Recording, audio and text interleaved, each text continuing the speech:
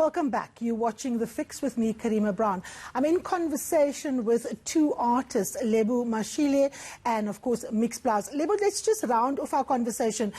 We've come to an agreement, that the way in which the state has rolled out its assistance is patchy, and it's, of course, based on a lack of understanding of how the industry works. How would you like to see assistance coming forth? I've also seen BASA, for example, rolling out support. Has there been support from industry bodies as well? And is it perhaps time for artists to be better organized so that you are able to leverage your collective power and demand your actual worth in terms of your labor?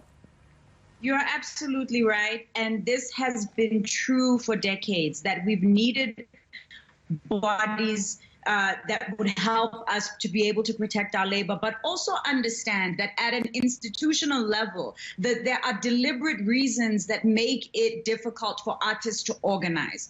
This is a sector that is highly fractured by design, so that, you can keep wages low, so that you can keep people not having a sense of solidarity with each other, and the treadmill that we work on where our labor is not protected also doesn't help that. So, when you tell people to organize, you're kind of saying suspend the difficult work that you're already doing, and go and build an organizational body in a sector where your labor is not protected. So, but what you're saying remains true. I think what I'm inspired by right now is seeing how many artists are experimenting with online digital models. And that happened, almost immediately. When the lockdown kicked in globally, everybody started consuming more culture online because we're at home. So creative industries have been sustaining people spiritually, intellectually, emotionally, and artists have been feeding that by sharing our work on social media platforms, by experimenting with webinars, but we're really in the experimentation phase. What we need... LEBO, let me bring BLOUSE in. We've just got very little time. I wanted to speak with you, BLOUSE, just about the age of technology. This virus is a microbial disruptor, and it's forced us to recalibrate and reimagine both art and the ways in which we practice it. For someone like yourself that is used to technology, that in many ways allows you to connect with other audiences, how have you been able to reimagine how you're going to be performing? Is it possible, for example, that you can sit in your space in Cape Town and play for that audience that you were meant to play for, let's say in Berlin or in Geneva, Switzerland, where you have just recently played? Is that something that is on the agenda, and can you pull it off? It's definitely on the agenda, but the one thing that we haven't spoken about in terms of using the internet, to broadcast ourselves, which many people have been doing. Not everyone has the resources to do that. Not everyone has equipment at home to be able to put across a quality performance for people to watch. And, if your performance is not of good quality, people are going to abandon that broadcast. So I think, going forward, we're going to, as you say, organize as artists, collaborate more and share resources for those who are unable to take advantage of the opportunities that the internet provides. Now, LEBO, you took to Facebook almost immediately once the lockdown had started. You were posting lives. There's been incredible output from creatives across the world to try and mitigate some of the hardships, the difficulties, the deaths that COVID-19 has wreaked on this planet.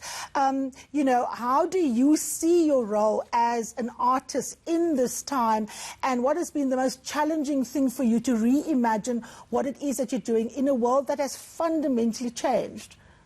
Sure. As BLOUSE has said, many people in our sector are really suffering. And it's not every artist that has access to these digital spaces. It's also not all of our fans that have access to these digital spaces. Many artists are sitting at home, are depressed. People don't have money for food. People don't have money for lights. People don't have money for school fees. People don't have money for data in a time where their children need data, even just to, register for online school. So it's been a very demoralizing, heartbreaking time in the creative sector. And that has been very difficult to see for myself and also for my peers. But when I park that aside, when I'm able to get my heart past that, what I am inspired by is seeing the innovative ways in which people are coming up with solutions for how to get access to audiences.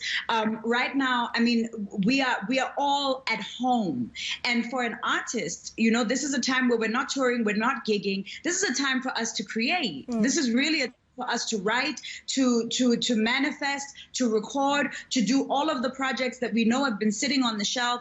And I mean, in this period of massive global transition where people are asking themselves all kinds of questions about governance, about mortality, about access, this is real creative food. Absolutely. That is going. Absolutely, Lebo. I can't agree with you more. Just a quick ending from you, Mix Blouse. You have new music. I've been fortunate enough to listen via my son. Are you dropping any new tracks for us, and how do we access it? As Lebo was saying, it has given us time to be able to invest time in creating. And for me personally, I've been able to finish my debut album, which is something I've been trying to finish for a while now. So I'm going to be releasing that. And as we were saying, using the tools that the internet provides us to promote that work and to engage with my fan base. All right, Lebo and Mix Blouse, thank you so very much for talking to us. A very difficult time for creatives and artists, but as Lebo correctly says, a time where the conditions are in fact ripe for producing very rich cultural material. Well, you've had your fix for this week. See you again next Sunday. Thank you so much for watching.